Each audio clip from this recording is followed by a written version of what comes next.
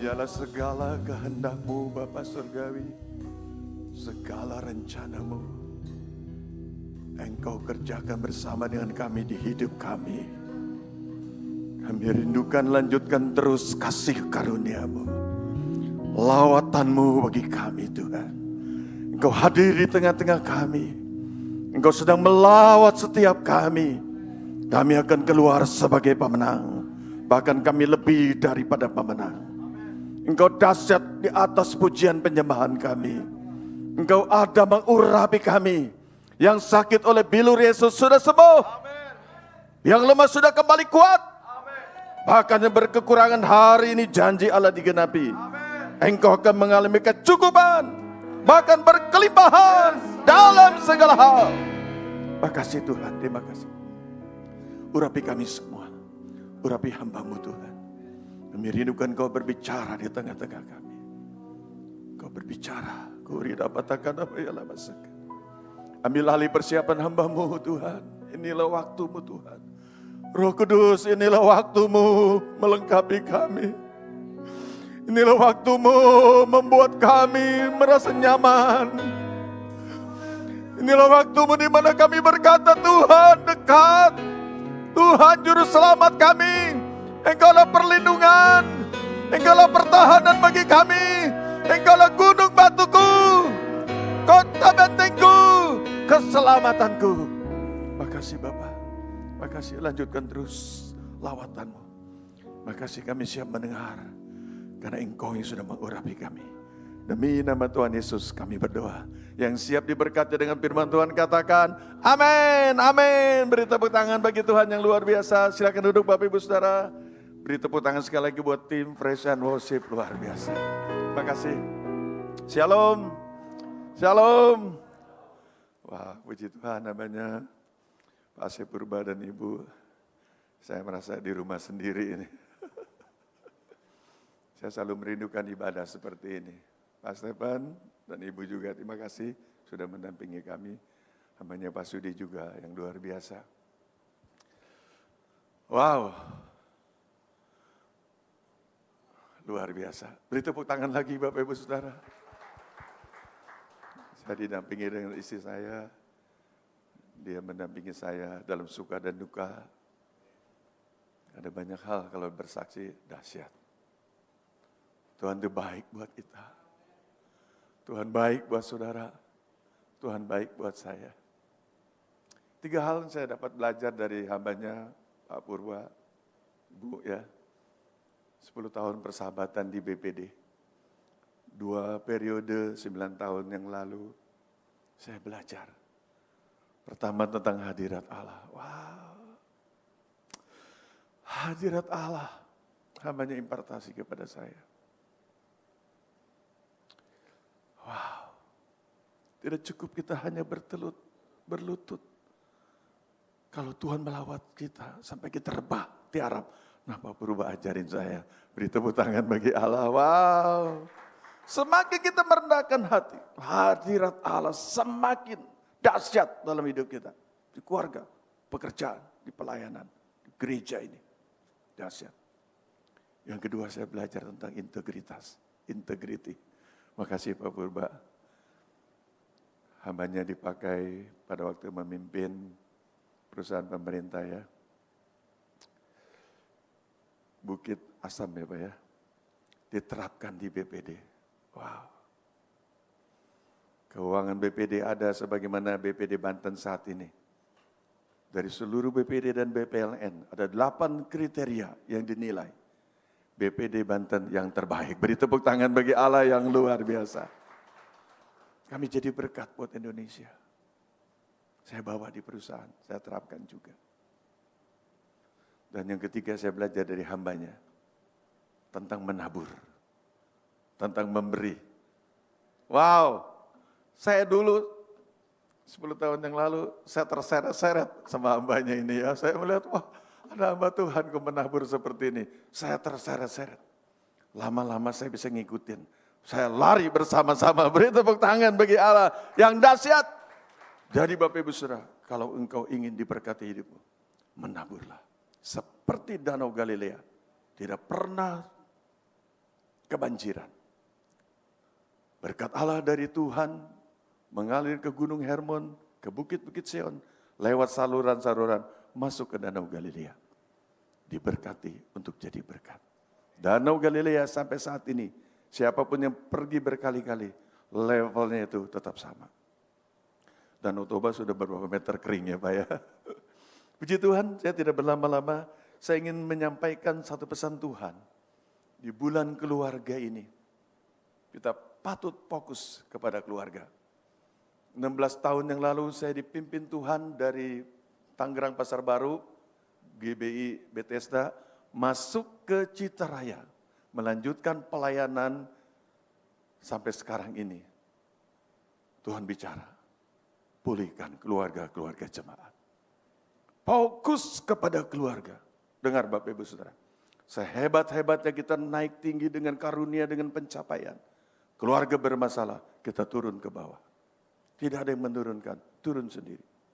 Jadi keluarga itu menjadi fokus hidup kita. Tentunya Tuhan yang paling utama. Nah, sebagaimana bulan keluarga, diri BPP pun mengingatkan kita supaya di bulan Juni ini, pas terakhir semester pertama, selalu ya, dalam semester pertama itu kita ada ujian, ada pencapaian seperti apa, ada perenungan, kita nggak bilang evaluasi lah. Sampai di mana sih? Ya, kita sudah meraih rencana Tuhan yang dahsyat.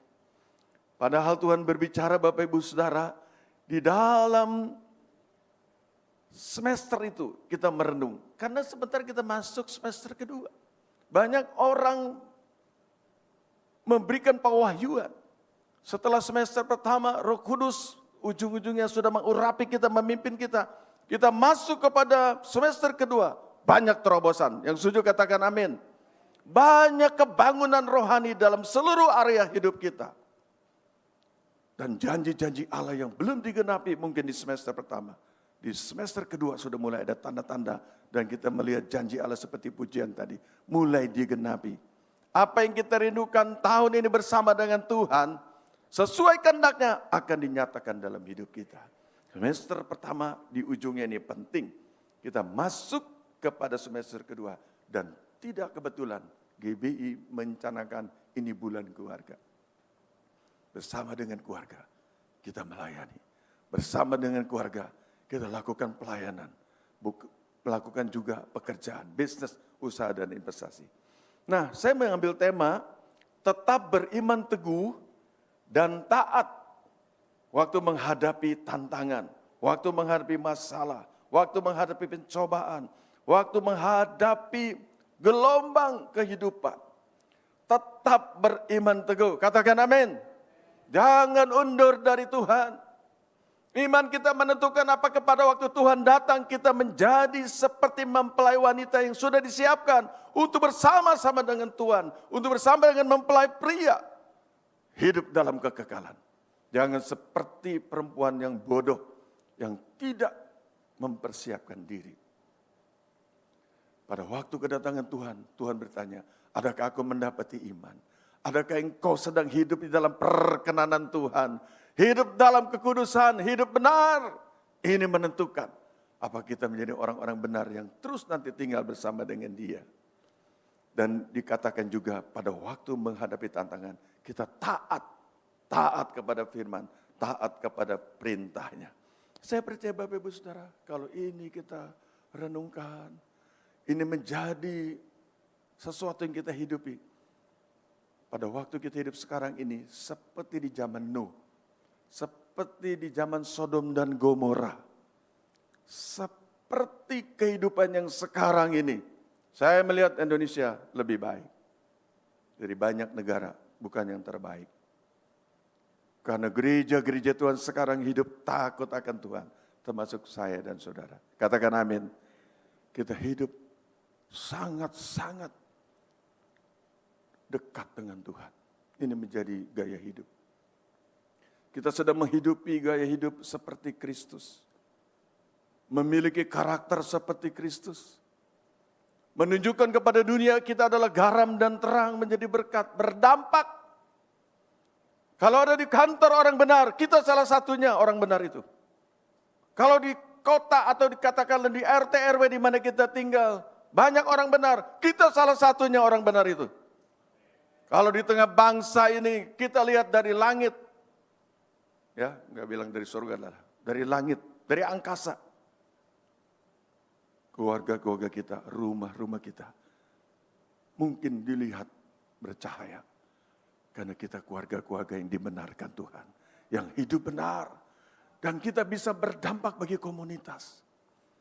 Saya membayangkan kenapa Indonesia seperti ini. 2030 nanti doa kita, kerinduan kita. Kita berharap ini seperti rencana Tuhan. Dan juga kehendak Tuhan. Indonesia akan menjadi negara besar. Negara kuat, negara kelimpahan. Ujung-ujungnya untuk misi. Agar melalui kemajuan bangsa ini kita bisa bersaksi dengan bangsa-bangsa lain. Dan saya percaya anak-anak Tuhan piawai dan mantap kalau lakukan tugas ini. Kita berdoa, ada banyak kendala, ada banyak masalah. Justru para pendoa ini harus bergerak. Supaya kita berdoa, biarlah kesejahteraan kota menjadi kesejahteraan kita. Karena ada orang-orang benar di tempat kota di mana kita tinggal. Biarlah kesejahteraan bangsa menjadi kesejahteraan kita. Kesejahteraan kita pun impartasi, damai sejahtera Allah ada di Indonesia. Karena ada orang-orang benarnya Tuhan. Puji Tuhan. Saya akan membacakan, saya pilih hanya beberapa ayat saja Bapak Ibu Saudara. Tentang kisah Nuh. Riwayat Nabi Nuh. Karena kita akan melihat bagaimana Nuh hidupnya seperti menghadapi zaman sekarang ini. Bahkan lebih parah. Karena ujung-ujungnya kita melihat pelayanan Nuh untuk membawakan berita firman pertobatan kepada bangsanya pada waktu itu. Hanya 8 orang yang selamat, yang lainnya tidak selamat. Kita membayangkan, kita bersyukur. Walaupun ini dikatakan seperti zaman Nuh, tetapi kita merasakan ada perlindungan Tuhan. Ada di dalam bahteranya Allah, ada dalam hadirat Allah. Bapak Ibu Saudara, saya percaya waktu kita memuji menyembah Tuhan, kita ibadah di tempat ini. Kita merasakan ini seperti bukan hanya gereja yang biasa. Ini adalah bahteranya Allah, di mana Allah hadir. Pada waktu saya mengalami tantangan 5-6 tahun yang lalu, Tuhan berbicara, jangan takut hai hambaku. Ruangmu, kantormu, tempatmu ada. Ini Goshen. Di mana aku sebagai Allahmu, aku akan berkarya. Jadilah engkau umatku yang taat dan setia. Luar biasa. Saya membacakan dari kitab Kejadian, bisa Bapak Ibu Saudara baca dalam Alkitab yang Saudara baca. Atau di depan bisa ditayangkan. Saya membacakan dalam kitab Kejadian 6 ayat 9. Inilah riwayat Nuh. Nuh adalah seorang yang benar. Nuh adalah seorang yang tidak bercela di antara orang-orang sezamannya. Dan Nuh itu hidup bergaul dengan Allah. Ini gambaran kita, katakan amin. Saudara adalah orang benarnya Tuhan, karena Tuhan sudah menebus dosa kita. Hidup kita bukannya kita lagi, tetapi Kristus. Roh Kudus yang itu dalam hidup kita, memimpin kita kepada kebenaran. Wow, jangan bilang kita orang suci, tapi orang benar kita harus berkata, amin. Orang suci perlu waktu, perlu kita berproses. Dan luar biasa. Gambaran Bapak Ibu Saudara, kita bisa munculkan karakter Kristus dalam hidup ini. Sehingga saudara dan saya dapat label di orang sekitar kita. Engkau dan saya orang yang tidak bercela. Katakan amin. Saya mau hidup saya tidak bercela. Karena Tuhan itu kudus, kuduslah hidupmu. Allah mau lewat kekudusan yang kita alami. Kemuliaan Allah dinyatakan. Tuhan menegur bangsa Israel dalam Yesaya. Engkau tidak melihat kemuliaanku karena dosamu yang menjauhkan engkau daripadaku. Nuh hidupnya garis bawahi bergaul dengan Allah. Next, langsung ayat 12. Pada waktu zaman itu Allah melihat bumi itu sungguhlah rusak benar. Rusak sekali kata orang Tapanuli saudara. Rusak kayaknya sudah tidak bisa diperbaiki. Kenapa? Sebab semua manusia menjalankan hidup yang rusak di bumi.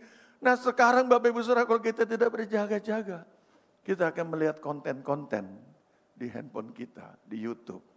Banyak perbuatan-perbuatan rusak begitu gampang ditayangkan. Saya berapa yang lalu ya, saya nggak lihat sih saudara. Depannya sih saya lihat. Ternyata di negara-negara Timur Tengah, saudara, ya udah banyak yang rusak juga, saudara. Kelihatan, masih dulu juga mungkin seperti apa saya nggak tahu. Tapi sekarang itu, ya. Jadi kalau kita di Indonesia ini masih bersyukur, Bapak Ibu Saudara, masih bersyukur. Tetap kita harus berjaga-jaga. Karena semua manusia hidupnya juga rusak di bumi. Lalu loncat ayat 13, Allah berfirman kepada Nuh, apa katanya? Aku telah memutuskan untuk mengakhiri hidup segala makhluk, sebab bumi telah penuh dengan kekerasan oleh mereka. Jadi, aku akan memusnahkan mereka bersama-sama dengan bumi. Jadi Bapak Ibu Saudara, firman ini disampaikan oleh Tuhan kepada Nuh. Nuh menyampaikan kepada mungkin ribuan, ratusan ribu orang yang di zamannya itu, supaya bertobat. Sekarang pun Bapak Ibu Saudara, kalau orang mau dengar firman begitu mudah. Ya tinggal buka YouTube, kita lihat khotbah dari hamba Tuhan. Ya, demikian juga sebaliknya, dari pengajaran dari agama lain pun bisa mudah diakses. Tetapi orang tetap hidup rusak. Rasanya usia saya yang sudah hampir 70 ini Bapak Ibu Saudara, rasanya dulu, ya betul Pak Purba ya, enggak ada nih kejahatan kayak sekeras sekarang ini. Kerusakan mental ataupun perilaku orang-orang seperti sekarang ini. Rusak. Jadi betul kata firman Tuhan, seperti zaman Nuh di akhir zaman itu. Makanya kita pun harus belajar seperti Nuh, mempersiapkan diri supaya kita masuk dalam bahtera yang Tuhan sediakan. Puji Tuhan, kita percaya kasih karunia Allah begitu dahsyat. Lalu Allah memerintahkan kepada Nuh apa? Dikatakan ayat 14, buatlah bagimu sebuah bahtera dari kayu gofir. Ini kayu khusus, kayu keras Bapak Ibu Saudara. Bahtera itu harus kau buat berpetak-petak dan harus kau tutup dengan pakal dari luar dan dari dalam. Kita lihatnya sederhana. Padahal Tuhan berikan kepada Nuh itu ukurannya, bentuknya seperti apa. Saya percaya kasih karunia Tuhan, karunia ilahi bekerja di dalam diri Nuh. Sehingga dia tangkap apa yang Tuhan sampaikan. Sampai ukuran bahtera, kapal besar itu yang dari kayu diberikan. Ya, ayat 15 dikatakan, beginilah engkau harus membuat bahtera itu. Berapa panjangnya? 300 hasta. Kalau 45 cm satu hasta, 135 meter panjangnya. Saya rasakan ini mungkin gereja 30 meter lah. Jadi kalau 30 meter nih, 4,5 kalinya gereja ini. Panjangnya bahtera yang dibuat oleh Nuh, anak-anaknya dan juga ya istri anak-anaknya dan istrinya. 8 orang. Tapi saya percaya waktu itu orang-orang walaupun jahat, walaupun berdosa, diajak membangun bahtera, mereka ikut. Berapa lebarnya? Lebarnya 22,5 meter. Berapa tingginya? Tingginya 13,5 meter. Ukurannya jelas Tuhan kasih.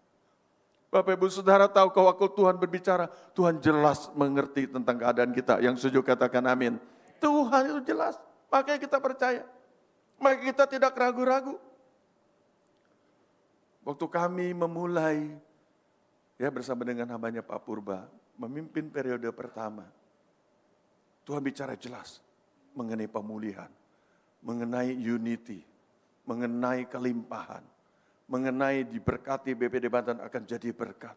Wow, pertama kami berdarah-darah.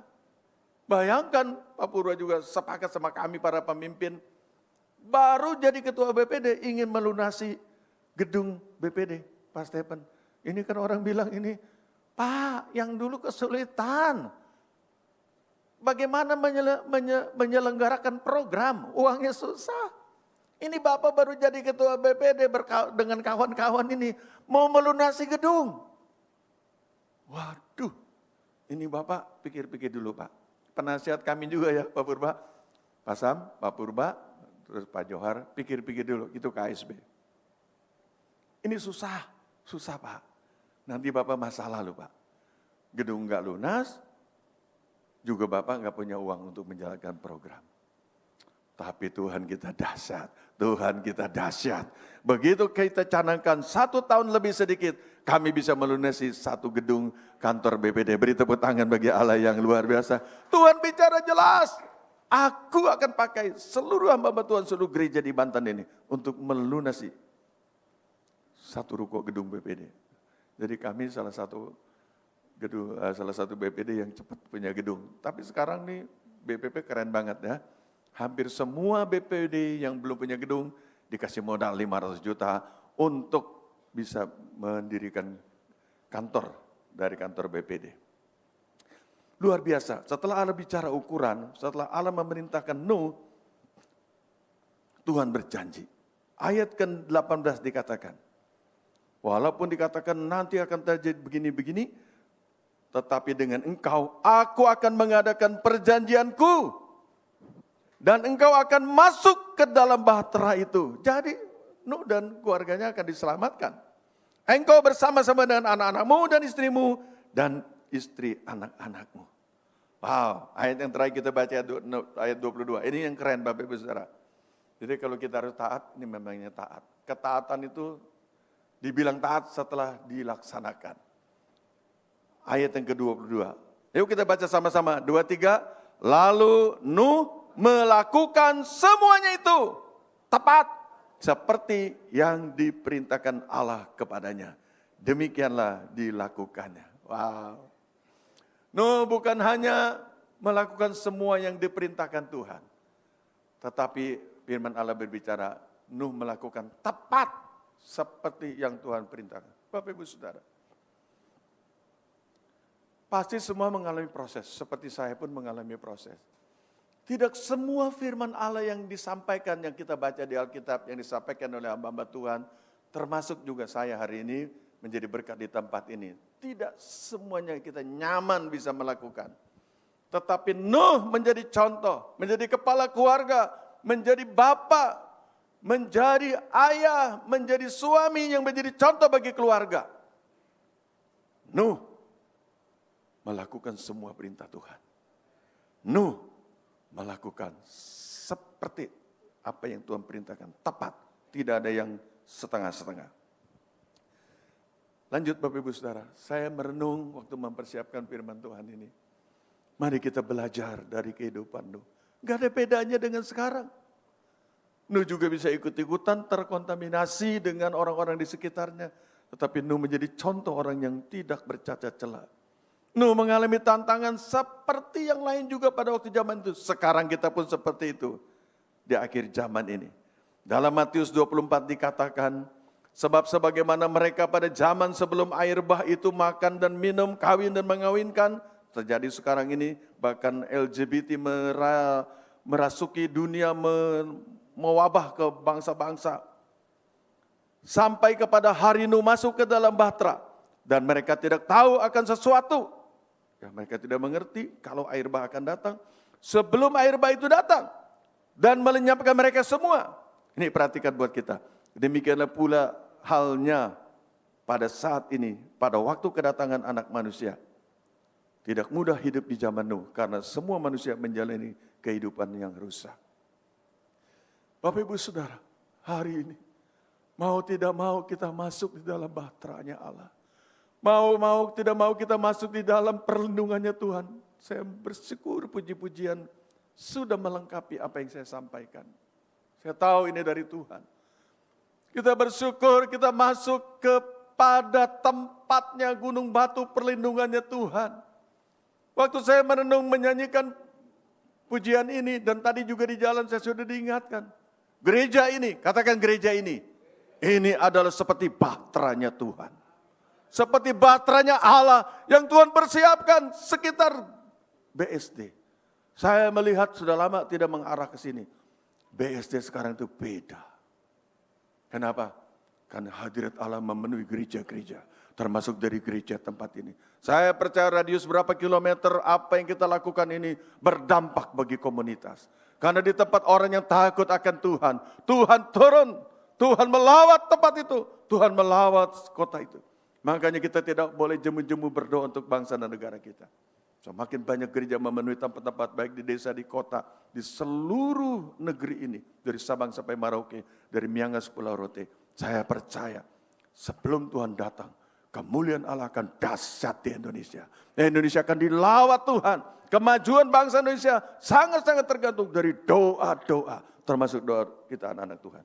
Saya melihat kenapa Nuh diperkenan Tuhan, kenapa Nuh dipilih dari begitu banyak ratusan ribu orang mungkin pada waktu itu.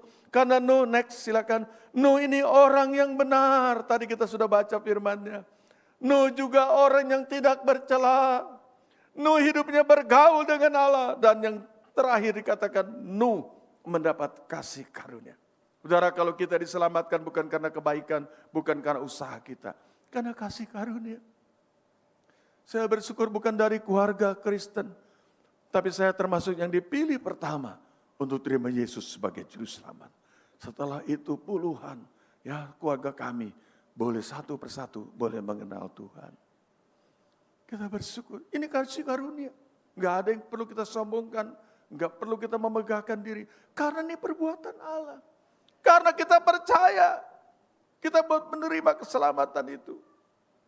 Wow. Yang lain-lain juga banyak kita tidak sadar. Semua kasih karunia.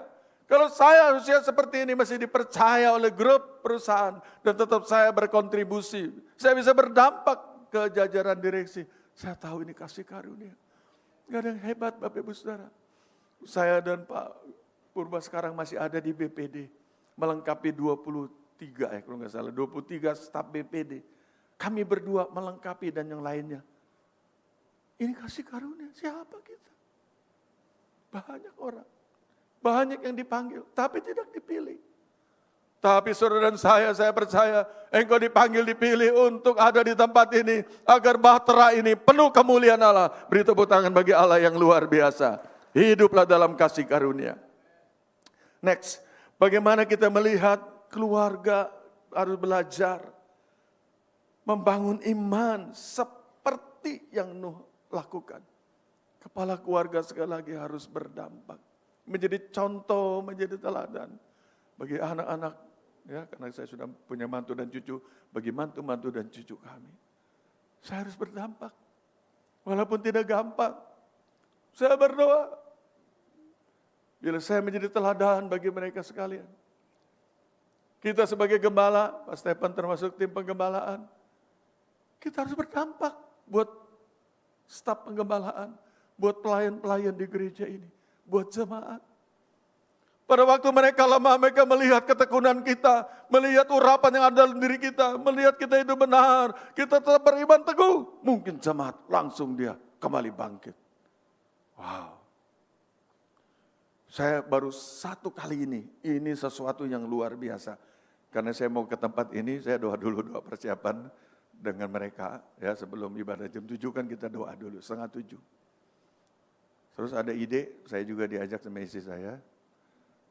Kok, bagaimana kita ini jadi usher? Baru sampai saat ini saudara. Sudah 15 tahun saya pelayanan di tempat itu. Hari ini saya jadi usher. Sampai saya dipoto berkali-kali kayak orang bintang film ini baru saudara. Semua wah ini keren banget nih Bapak Gembala Pembina ini keren banget ini. Jadi rupanya usher itu di sana ada kayak liturgi, bukan liturgi lah. Kayak ada tahapan-tahapan. Semua tim usher pertama sebelum bertugas dipoto. Jadi saya dipoto saudara ya.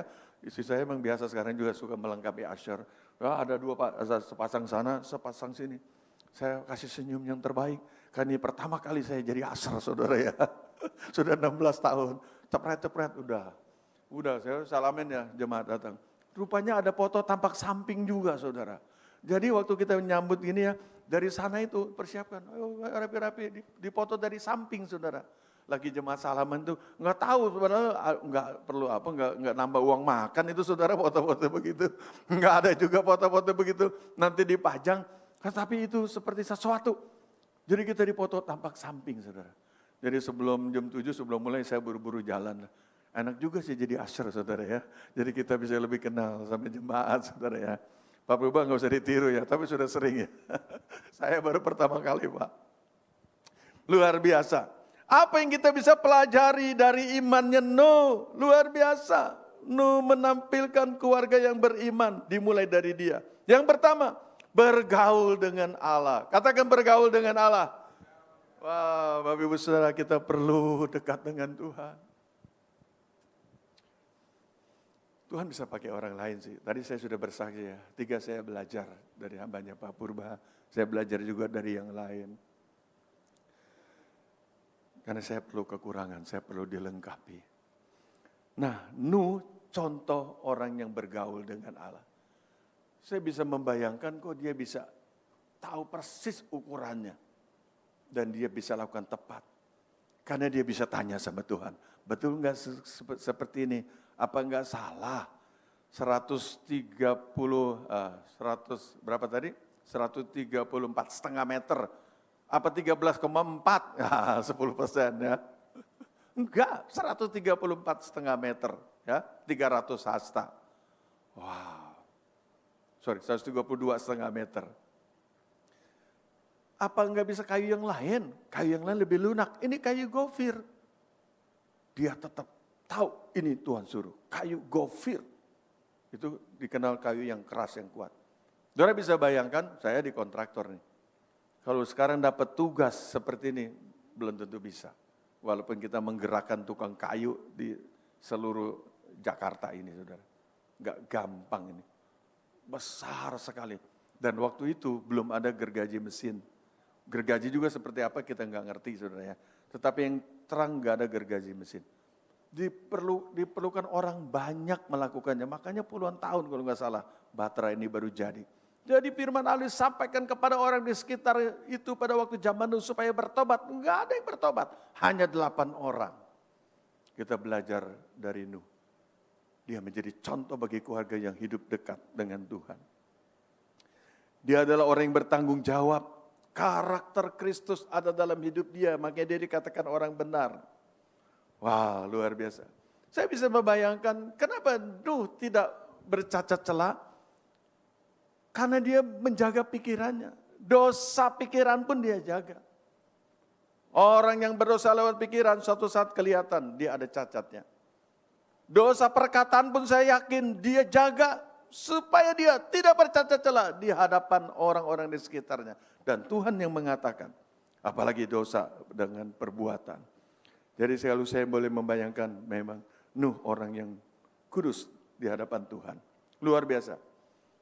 Saya mencoba merenungkan apa sih yang artinya bergaul dengan Allah. Ini pikiran saya, Bapak Ibu Saudara. Saya merenungkan seperti apa sih orang yang bergaul dengan Allah. Next. Ya seperti Nuh. Nuh menghidupi persahabatan dengan Allah. Allah menjadi sahabatnya. Bapak Ibu Saudara, jadikan Allah sahabatmu. Gak cukup dia memberkati kita. Malah Tuhan gak berkenan kalau kita hanya minta diberkati saja. Dia kepengen bersuara dan kita mendengar. Dia kepengen tahu bahwa kita, ya Tuhan, aku akan melakukannya. Ada hubungan yang akrab. Sahabat itu kadang-kadang lebih daripada saudara. Nuh melakukan ini. Dia sahabat Allah. Dia mempunyai hubungan yang pribadi dengan Allah. Ya lebih dari saudara. Sahabat kadang-kadang lebih dari saudara. Saya melihat orang yang bersahabat kadang-kadang dia bercerita dalam segala hal. Kepada keluarganya, kepada orang tuanya kadang-kadang enggak. Jadi kita bersyukur kalau keluarga kita, anak-anak kita mempunyai sahabat yang baik. Doakan. Itu melengkapi kehidupannya. Supaya pada waktu dia mungkin sulit, ya kita juga harus menangkapnya seperti itu. Dikatakan juga, ya Nuh itu percaya kepada Allah. Dia orang yang beriman. Juga Nuh berjalan dengan Tuhan. Gambaran sekarang ini, Roh Kudus memimpin hidup kita. Bapak Ibu Saudara, saya setiap hari Pentakosta rindu dipenuhi Roh Kudus. Lebih daripada tahun-tahun sebelumnya. Lebih dari bulan-bulan sebelumnya. Tetapi apakah kita mengizinkan dilengkapi oleh Roh Kudus, dipimpin kepada kebenaran, hidup jauh dari dosa, dan hidup berkenan kepada Allah. Itu bagian yang kita harus rindukan. Bahkan yang terakhir, apakah kita ada buah-buah dari roh? Buah roh yang membuat kita memiliki karakter seperti Kristus. Apakah kita hidup dipimpin oleh roh? Ini penting sekali. Ya, Nuh berjalan dengan Tuhan. Next. Jadi Bapak Ibu Saudara, saya melihat bergaul itu artinya menjalin relasi. Memiliki kerinduan untuk terus dekat kepada Tuhan. Saya perkatakan tadi ini seperti bahteranya Tuhan. Di tempat inilah kita membangun hubungan. Di rumah susah berdoa atau mungkin gak bisa keras-keras. Di tempat ini Kita bisa menangis, bisa menjerit, kita bersorak dan lain sebagainya. Di tempat ini Allah ingin melengkapi hidup kita. Bahkan dikatakan bergaul dengan Tuhan juga bisa lewat doa, pujian, penyembahan. Lakukan saat teduh. Lakukan karena kita orang yang rindu dekat dengan Tuhan. Yang terakhir Bapak Ibu Saudara. Apa yang menjadi teladan bagi kita? Apa yang Nuh lakukan? Ketaatan pada Allah. Katakan sama-sama, ketaatan pada Allah. Ketaatannya ditunjukkan dengan dia mengikuti apa yang Tuhan perintahkan. Kadang-kadang saya baca Alkitab yang sepanjang tahun itu bergantian dengan istri saya. Selama kita baca bergantian itu ada ayat-ayat yang menyentuh, kita mau berubah. Kita harus lakukan ini. Ada banyak firman yang belum kita kerjakan. Tapi waktu kita bacakan, wow. Ketaatan pada Allah ditunjukkan dengan imannya untuk melakukan tindakan nyata. Allah sudah perintahkan, dia lakukan. Luar biasa ya. Jadi Nuh ini taat kepada apa yang Tuhan perintahkan. Jadi buat kita yang mendengar firman Tuhan, apakah kita meresponi apa yang Tuhan sampaikan? Saya percaya ini satu pesan. Ada pesan minggu lalu, ada pesan 2 minggu lalu. Apakah sampai sekarang itu masih terngiang di telinga rohani kita? Apakah masih menjadi sesuatu yang kita hidupi? Ini kita akan memasuki semester kedua. Semester pertama sudah seperti ini. Memasuki semester kedua, apa yang kita kerjakan? Saya melihat dalam ulangan 11 dikatakan judulnya ketaatan mendatangkan berkat. Ketidaktaatan mendatangkan kutuk. Jadi seperti dikatakan dalam ulangan, silakan ayatnya dimunculkan. Ya, silakan next dimunculkan bahwa ketaatan mendatangkan berkat. Nah, ketidaktaatan mendatangkan kutuk. Tuhan mau katakan engkau diberkati apabila kamu mendengar perintah Tuhan Allahmu. Dan engkau akan menerima kutuk kalau engkau tidak mendengarkan perintah Tuhan Allahmu. Engkau menyimpang dari jalan yang aku perintahkan. Bapak Ibu Saudara, seringkali kita mengalami kesulitan, tentu kita mengkoreksi diri. Tetapi buat saya lebih banyak melihat apakah kita sudah melanggar firman. Saya percaya kalau kita setia kepada Tuhan, kita akan mengalami janji Allah digenapi. Simpulan firman Tuhan yang saya sampaikan ini. Saya mengundang pemain musik dan juga worship leader dan singer maju ke depan. Tetaplah beriman teguh kepada Tuhan. Katakan amin. Karena hidup kita bukannya kita lagi. Tapi Kristus yang ada dalam hidup. Supaya kita melakukan apa yang Tuhan mau. Kita ini adalah hidup yang baru. Hidup yang lama sudah berlalu. Perkara yang baru akan datang. Kapan itu terjadi? Pada waktu kita percaya akan janji Allah. Taatlah kepada perintahnya. Hiduplah dipimpin oleh Roh Kudus. Akhirnya nanti respon yang kita dapat karena kita meresponi apa yang Tuhan katakan. Tuhan akan memberikan kepada kita kecakapan, kesanggupan, kemampuan. Tuhan juga akan membuat kita berhasil dan beruntung di dalam seluruh kehidupan kita. Beri tepuk tangan bagi Allah yang luar biasa. Puji Tuhan, sebelum kita berdoa, saya ingin nyanyikan bersama dengan WL dan singer dan pemain musik. Hanya dekat Allahku, rasa tenang hatiku. Ku ingin selalu dekat denganmu. Kiranya firman Allah ini membawa kita masuk dalam bulan keluarga. Di mana kita rindu keluarga kita. Semakin takut akan hadirat Allah. Hidup berkenan di hadapannya. Terima kasih. Hanya dekat padamu. Rasa tenang hatiku, kau sertai jalanku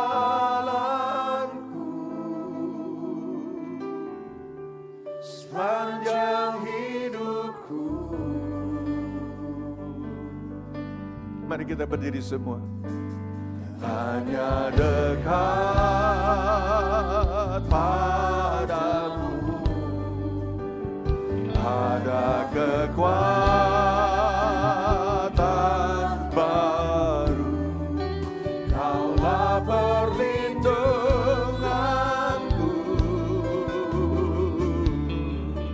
keselamatanku. Ku ingin selalu Tuhan, ku ingin selalu bersekutu dengan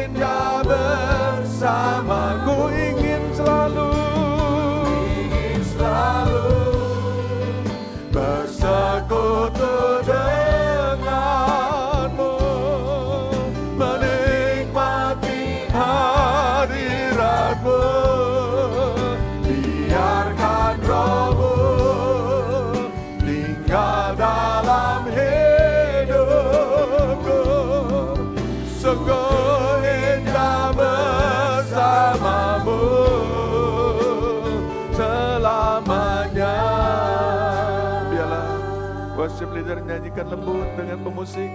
Mari kita merenungkan firman Allah. Oh haleluya. Kau tahu kerinduan kami Tuhan.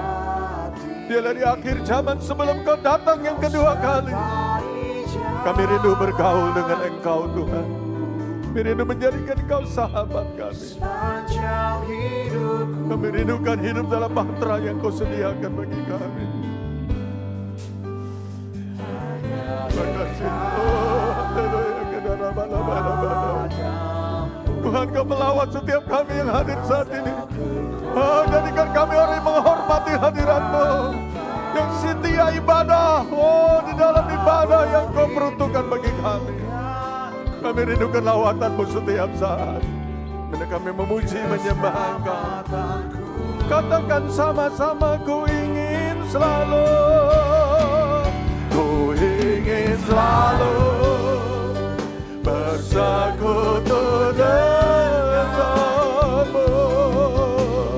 menikmati hadirat-Mu, biarkan Roh-Mu tinggal dalam hidupku. Sungguh indah bersama, ku ingin selalu,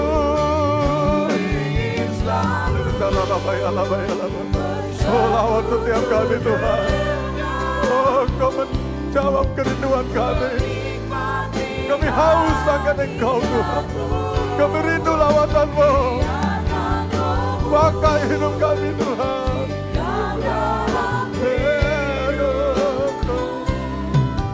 Sungguh indah bersama, sungguh indah, sungguh indah bersama, sungguh indah, sungguh indah bersama-Mu selamanya. Mari kita sembah Allah yang hidup, Allah yang perkasa. Kuduskan kami Tuhan, lawat kami Tuhan.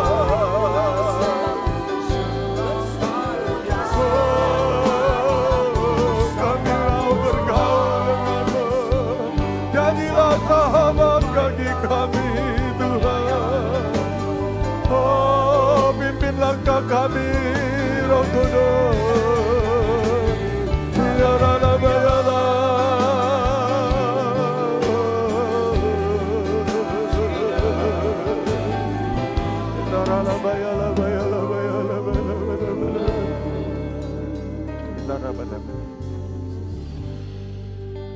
mari kita para pria, para orang tua, para bapak, para ayah, angkat tangan kananmu.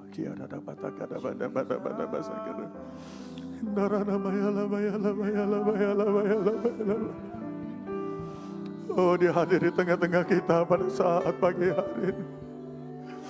Kau melihat tangan-tangan kami Tuhan. Oh,